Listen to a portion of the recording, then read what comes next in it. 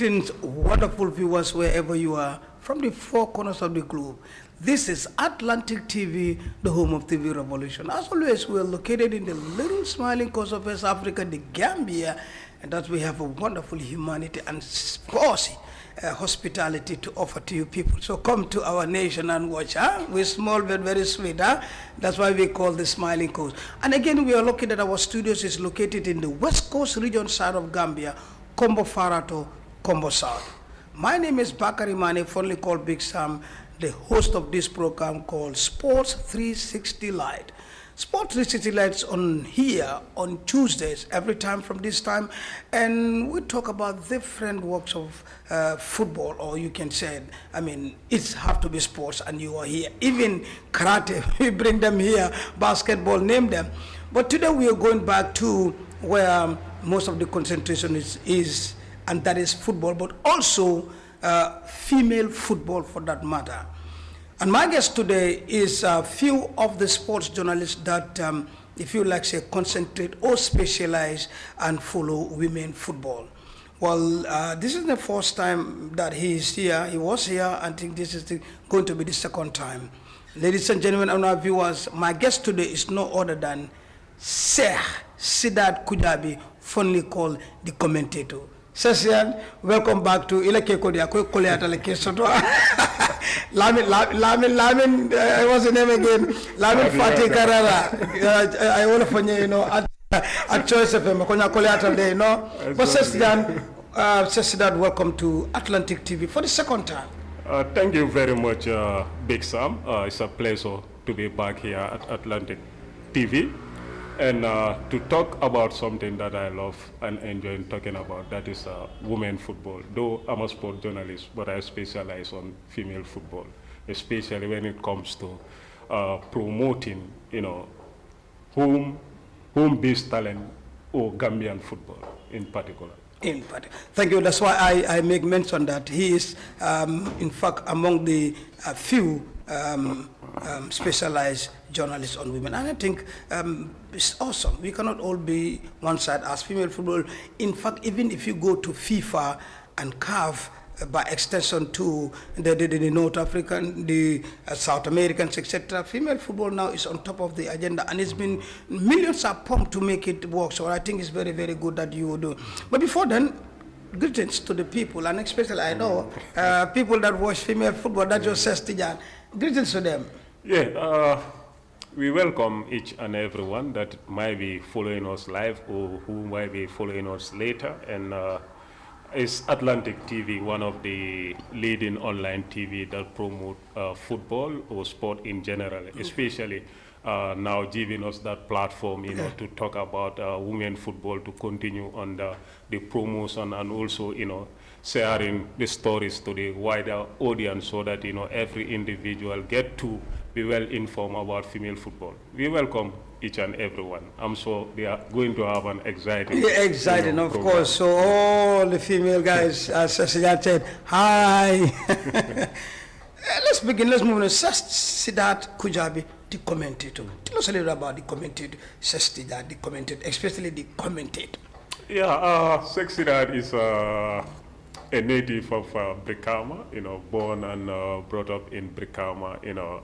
Though I was into football as a player, but then my career doesn't go well as expected. Then I venture into football coaching. Then you know, at some point, you know, have to, you know, graduate, you know, into administration and also into, you know, sport journalism. And my part or my route into sport journalism was greatly influenced by people like you know, Brother John, you know, Vicente Gomez, you know, and you know, Malik Jones, and of recent times, you know, I also been encouraged with the likes of Ibrahim Kebi Sonko, who have, you know, given me the platform at the Brikama Sport Committee, wherein Sidat of today, you know, emerged from. Yeah. Awesome, fantastic CV there.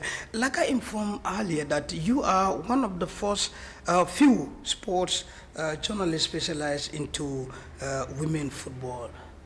Why and how? Yeah, like I said, I was into football in general, especially when it comes to male domains, starting with community football from my own community in Kujabie, then,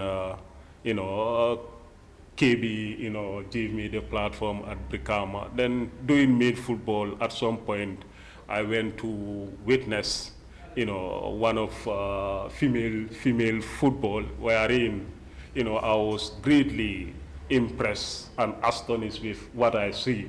Then it comes to my mind, look, say you are opportune or fortunate to see what these ladies or girls are doing when it comes to, their skills or quality when it comes to football. But the turnout or the atmosphere around the stands was very low compared to the male gender. Then I realized something is missing, and that goes to publicity.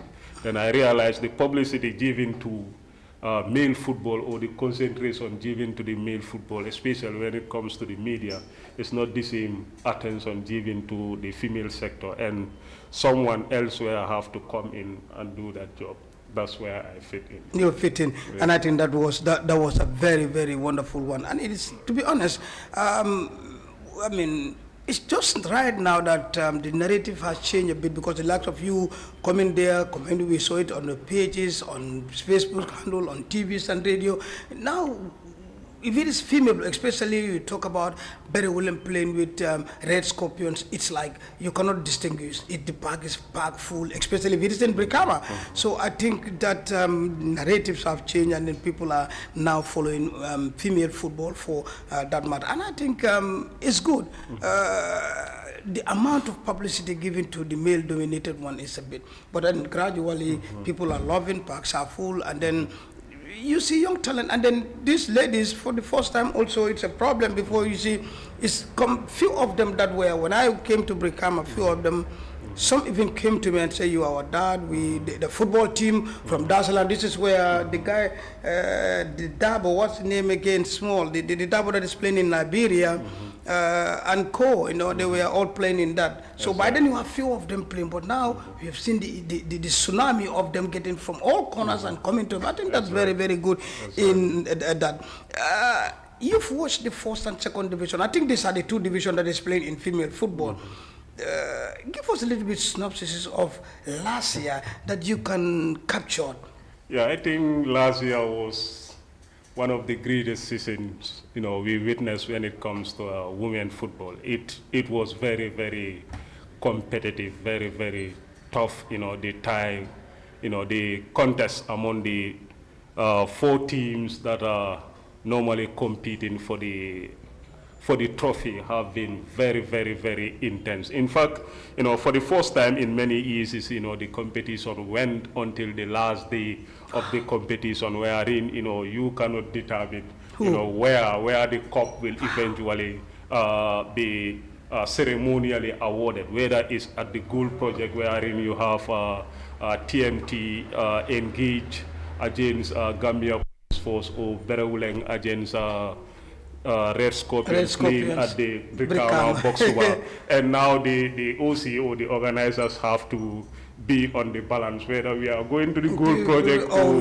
going to Boxuba. That shows you the nature of the competitiveness of the competition. And this momentum has been increasing, especially, coming into this season also. It has been very competitive. And the point margin between the 4 teams, namely Berewuleng, Red Scorpion, TMT, and Police, is still the difference between the top, that is Berewuleng, and Gambia Police Force at fourth. It's only 7 point difference. 7 points. Yeah. Okay. Yeah.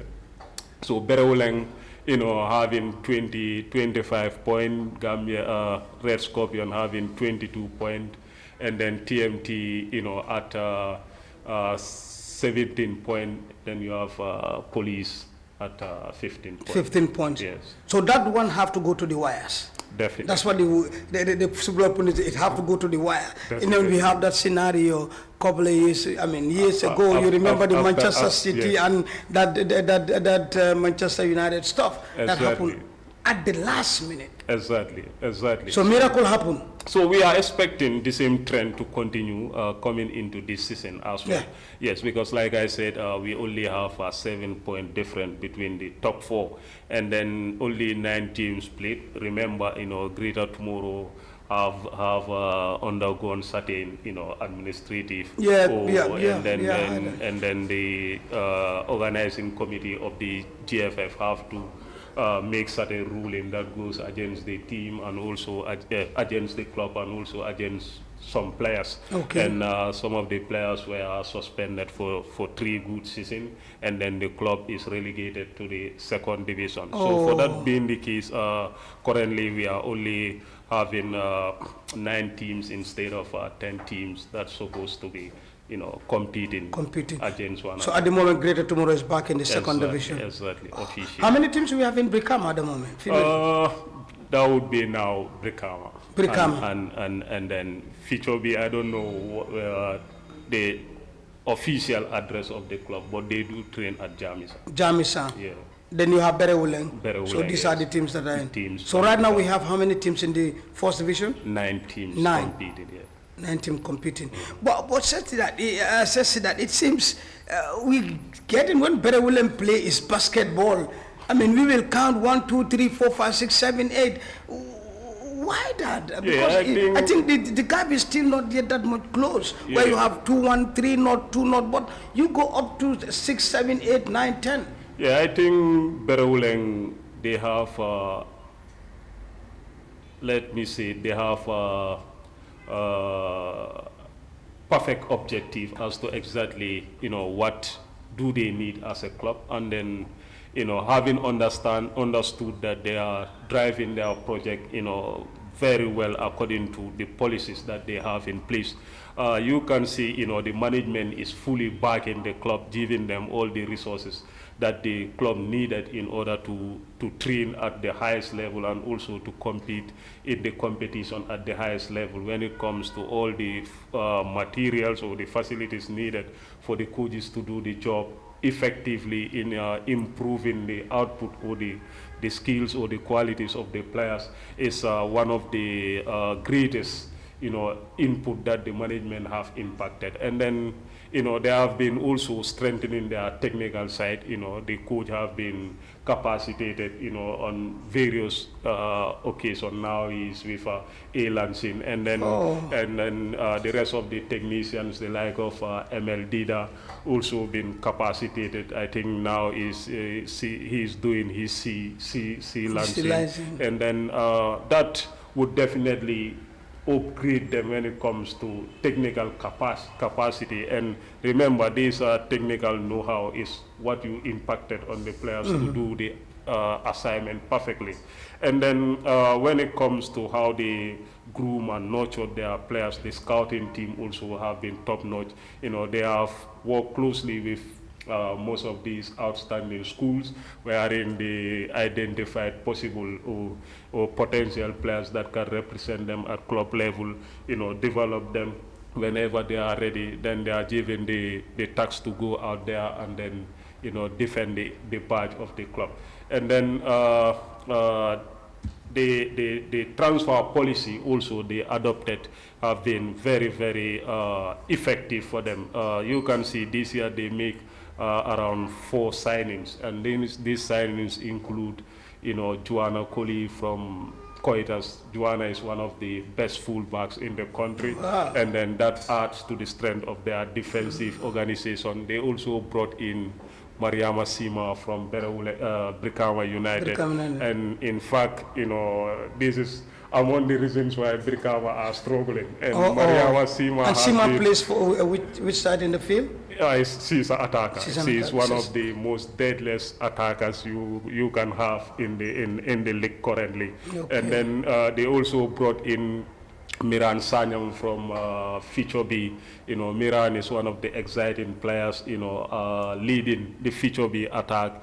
And then couple of others. That they also brought in to strengthen the team. despite the fact that Kumba Kasama, the team captain, has left to AS Bambi in Senegal.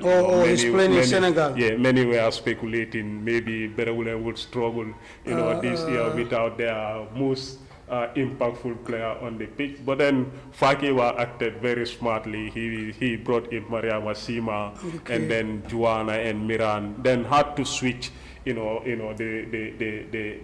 player selection, bring in Ilan Gomez, into the midfield to cover for, the vacuum that Kumba have left. And now the team is very settled. Defensive-wise, they are okay. Midfield is as strong as it ever was. And then the attack have been boosted by the two additions of both Mariama Sima and then Miran Sanyang. How about the safe hand? Yeah, the safe hand also, they brought in Madeleine. Madeleine, you can recall, there was a time last year, when a couple of girls were taken to Germany for trials through the BK, foundation, for girls. I don't know. I couldn't recall the name. Exactly. Fully. Yeah. Madeleine was the netminder that steps in between the stakes for the Gambian contingent that went to Germany. She's a very good goalkeeper, and that give competition to Dominga, who has been very outstanding for Berewulen over the course of the years. And probably, if my prediction or my calculations are accurate or based on my analysis, I see Berewulen defending the Women League for 3 consecutive seasons. Oh, really? Yeah, it's a bold prediction, but what happened to the ever strong, the great Red Scorpion? Yeah, Red Scorpion, in my own analysis, they are on a rebuilding phase. Most of those great names, the likes of Mariama Cham, Kumba, Kuyate,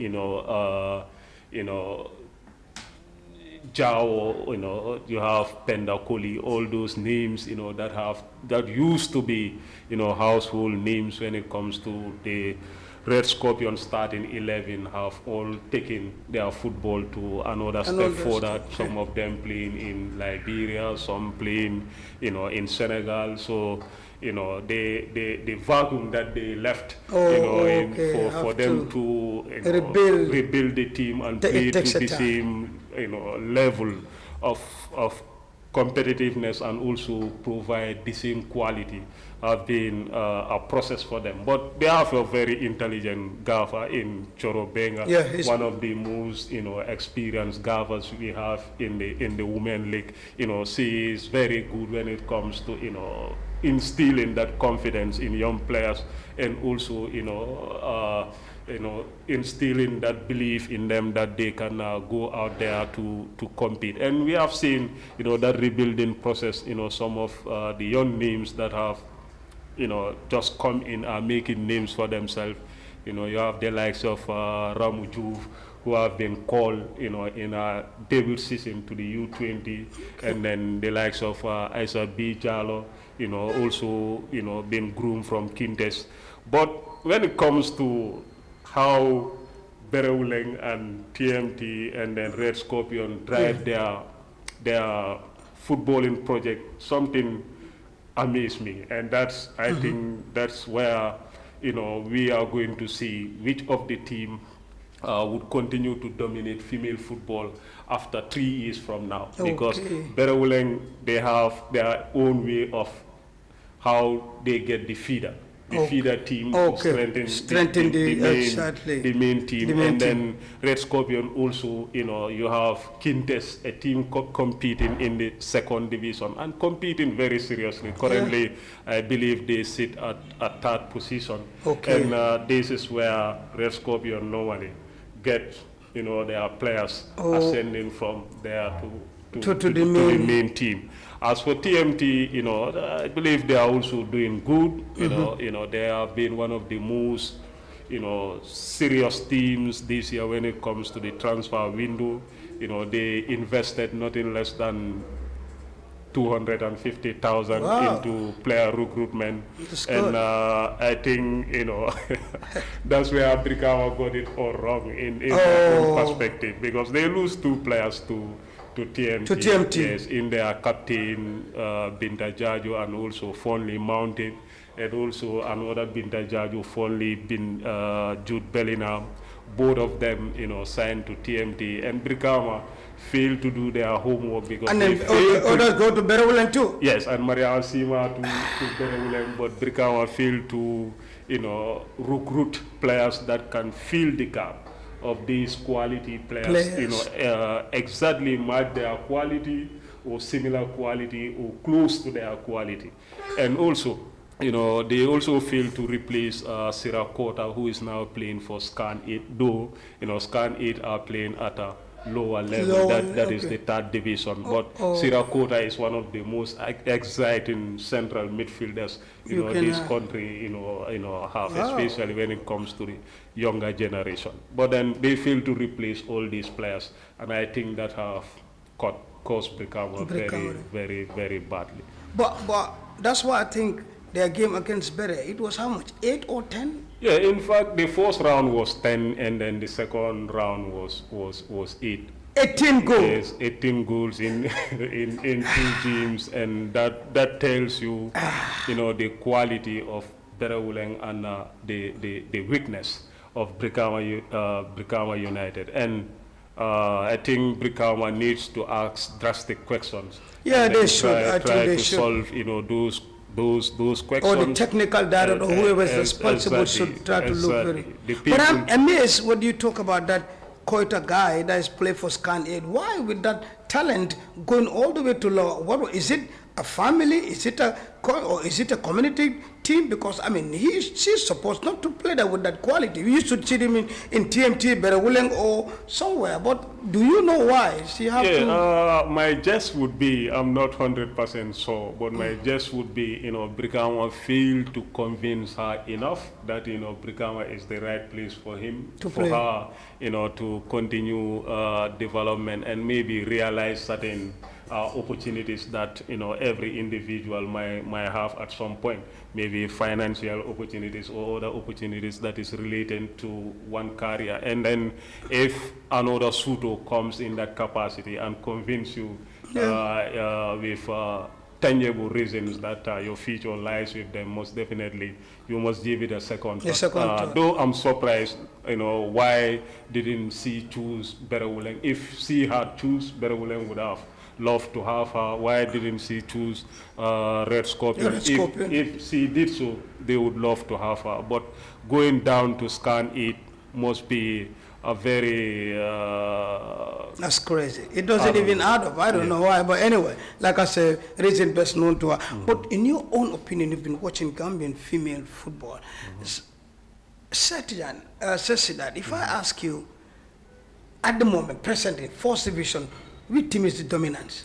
Currently, Berewulen stand out as the team that have every opportunity to go all the way to clinch it, because they have been not only consistent, but then they have been persistent in their goals and objectives in trying to make sure they win high number of games that they could and minimize losing teams so far. They are a team that haven't lost, and above that, they are improved when it comes to their attacking third. At some point this year, Sarah is around 11 or 12 goals, but currently she's at 17 goals, and that shows you, she's about to record break her record and set new records, and probably she could become the first player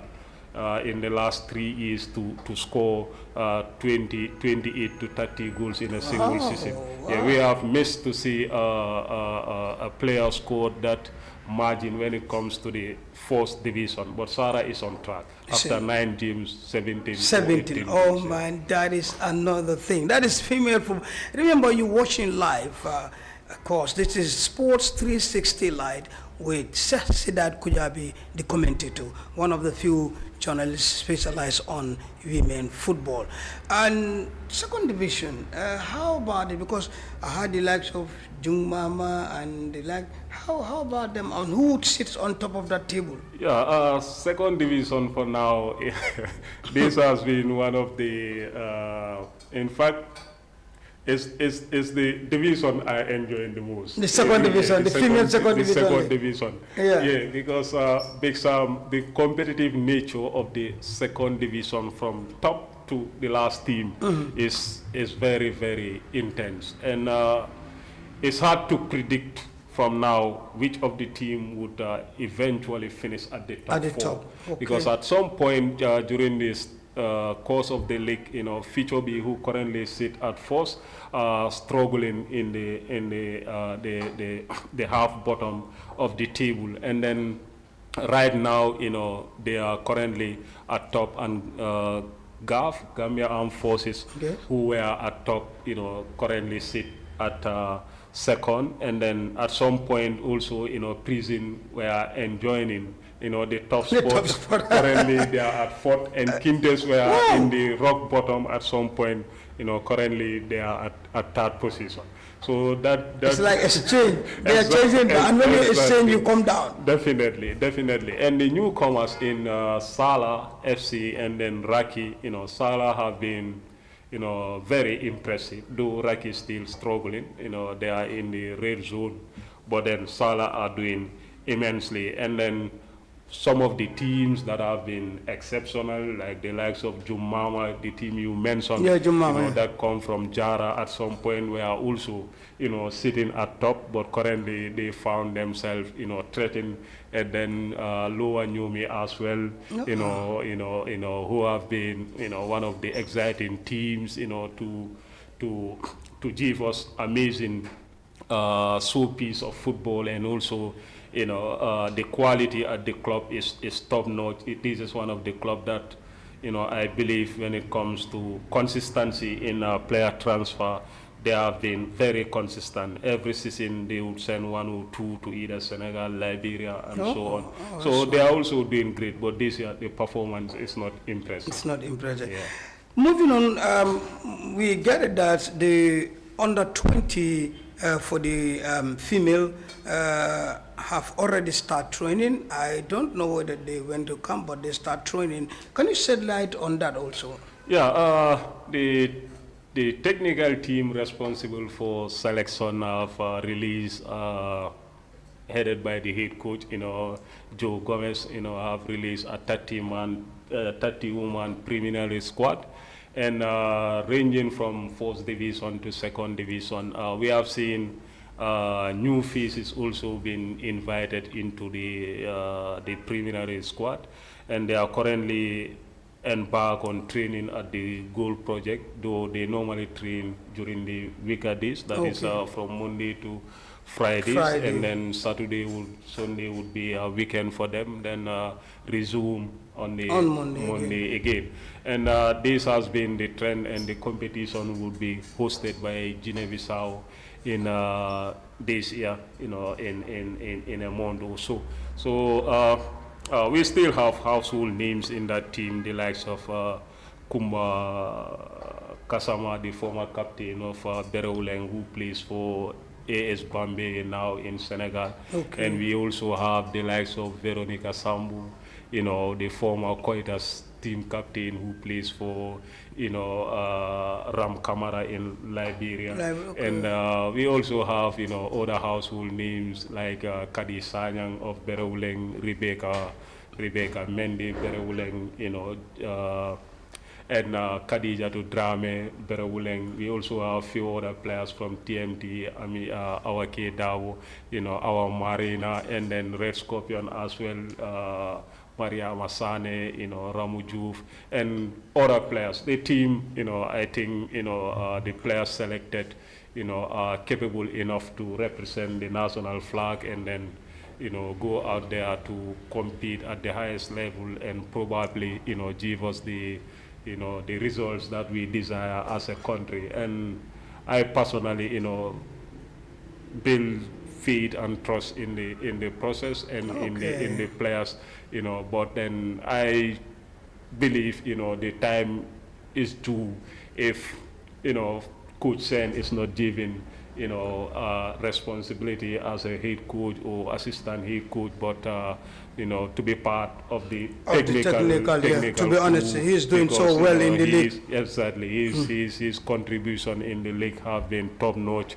He has give us something, that we can always cherish about when it comes to female football. Since the coming of Berewuleng, the dynamic of female football when it comes to dominance have shifted drastically.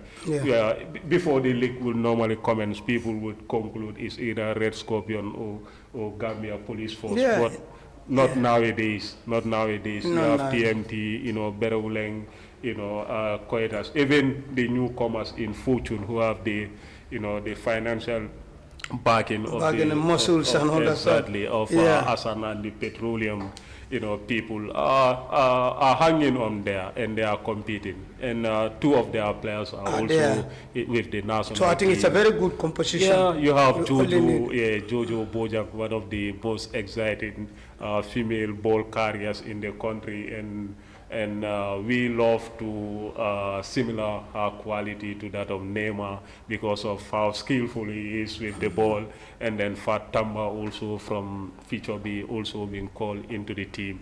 But the player I was anticipating to see in the list, that didn't make it to the list is Abisamu of Berewuleng, their central midfielder. And I believe Abi has been the engine, the force, the main component of Berewuleng's midfield, department, given that that energy required, that work rate requires for Kumba and Kadi Drame to have the ability to dictate the flow of the game at the highest level, and that is the secret weapon of Berewuleng. Yeah, so I wish we wish them the very best of luck. We'll close it with the Gambia. Remember, the Gambia National Scorpions played a big friendly. This friendly is a different friendly according to both coaches. Brotherhood stayed out when the game come, and Senegal, the Teranga Lions, the African champions, will be playing with Gambia today at 7 p.m. Gambian time at the Abdoulaye Wade Stadium, the new state-of-art stadium, Gambia versus. This one is going to be another trophy parade, a bigger one, and artist display from Pabjov to Babamal to all these guys will be played. So it's going to be a very one and a well-attended one. They're playing home after winning that trophy and the celebration agreement today. Gambia's John McKinstry and the team are also ready. Well, for Gambia Sports Journalists Association of the Gambia, which I am the first vice president, we've catered for 40 Gambian journalists to go and cover this, include radio, television, freelance, etc., and transportation, lodging and feeding, all by the Sports Journalists Association with the help of our president Omar Jajo. Kudos to them. And they are in Dakar. In fact, if you've been watching on social handles and so, you've seen updates, the training from them. So today also most of them will be live to bring you. I doubt whether there will be television right, but I know for radios they can do that and connect, so you can watch that game. So I want Gambia to watch them. It's not going to be an easy game, a very fantastic game, and I think this is just amazing that we are part of our neighbors to celebrate the trophy. They are the African champions for the second time in a row. So Sidat, a very good game today. Yeah, indeed. I think every Gambian is anticipating for the Senegambia derby. This is one of the biggest, if not the all, that the Gambia is ever engaged on. Yeah, we made it to the African Cup of Nations, which is a significant step for the nation. But then coming against the champions of Africa, our own brothers or our own sisters, in a sisterly contest would be massive, and a historic making for every nation. And then the players, it's a big moment for them. And then And then our brothers who are doing an amazing job, that is the media, fraternity, of which, you and Umar and co under your executive have did an amazing job. And then, they have given us every detail as to what we are about to expect from this gym. Jara and co are doing amazing job, feeding us all the information that we need to know. So we can thank them enough. A big gym, big Sam, and a big night for that matter. Though the Gambia would love to emerge from this contest victorious, but I know it will be an almighty fight because Senegal... an almighty task.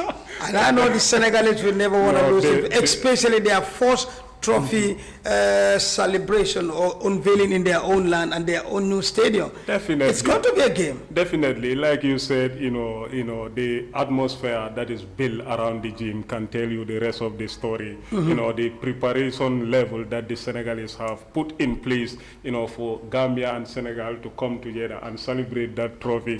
Means a lot for both nations. And then Senegal cannot afford to give the 3 points to the Gambia without putting an almighty fight. The Scorpions have to be to lift some weight in order to beat the guy in there. Because the coach said, Chow said, this game is not only a friendly match.